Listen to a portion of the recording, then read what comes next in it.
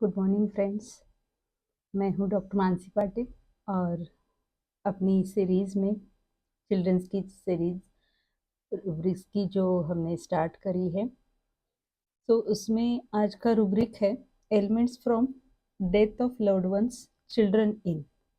तो इसमें 23 मेडिसिन्स है, जिसमें कि aconite, arsenic, ignatia, lachesis, opium, phosphoric acid, platina, staphysagria, ये कुछ कॉमन मेडिसिन्स है जो कि ज़्यादा मार्क्स वाली रेमेडीज़ है।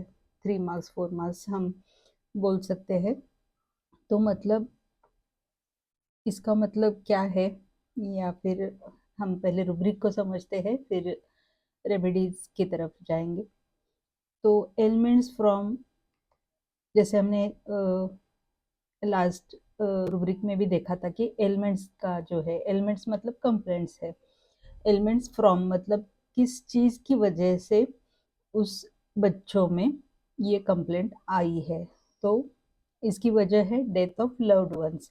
तो लव्ड वंस मतलब क्या? लव्ड वंस मतलब कोई भी हो सकता है, फैमिली मेम्बर हो सकता है, फ्रेंड हो सकता है, या फिर जो भी ऐसा पर्सन जिससे ये बच्चा बहुत ज़्यादा अटैच हो, ऐसा कोई पर्सन हो सकता है, या फिर उसका पेट भी हो सकता है।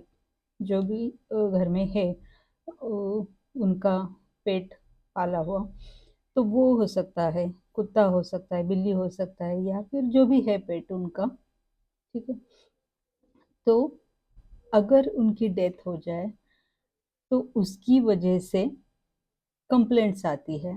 तो बड़ों में भी ये रुब्रिक है, और स्पेसिफिकली चिल्ड्रन के लिए अलग है, मतलब चिल्ड्रन इन, क्योंकि उसमें जैसे मैंने कहा 23 रेमेडीज़ है, और जो कॉमन मेन रुब्रिक है उसमें 36 रेमेडीज़ है। सो ये जो रेमेडीज़ मैंने बताई वो दोनों में भी कॉमन है, बच्चों में भी और अडल्ट्स में भी। तो ये रेमेडीज़ हम अगर समझें तो हर एक का डिफरेंस रहेगा, क्या एलिमेंट्स आएंगे, क्या होगा, ये हर रेमेडी का या फिर हर पर्सन का डिफरेंट रहेगा।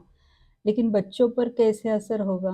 तो बच्चों पर जो है वो हम देख सकते हैं कि उनके बिहेवियर में कुछ चेंजेस आ सकते हैं। ठीक है।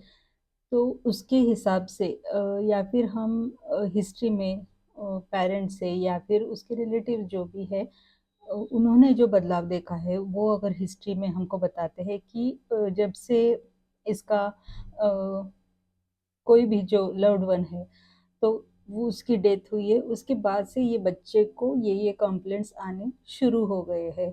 या फिर हो सकता है कि छोटा बच्चा हो, बहुत छोटा बच्चा हो, तो उसको समझ में भी नहीं आया है कि ऐसा कोई लव्ड वन जो उसकी केयर करता था, जो उसको संभालता था, वो चला गया है उसको छोड़ के, या फिर कहीं दूर चला गया है।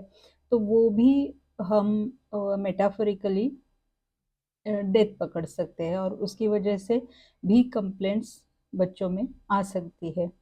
तो ऐसी अगर सिचुएशन हमको मिल जाती है केस टेकिंग में बच्चों से बात करते हुए, तो बिल्कुल हम इस रुब्रिक को यूज़ कर सकते हैं। So thank you for listening, and keep subscribing, keep learning. Happy learning. Have a great day.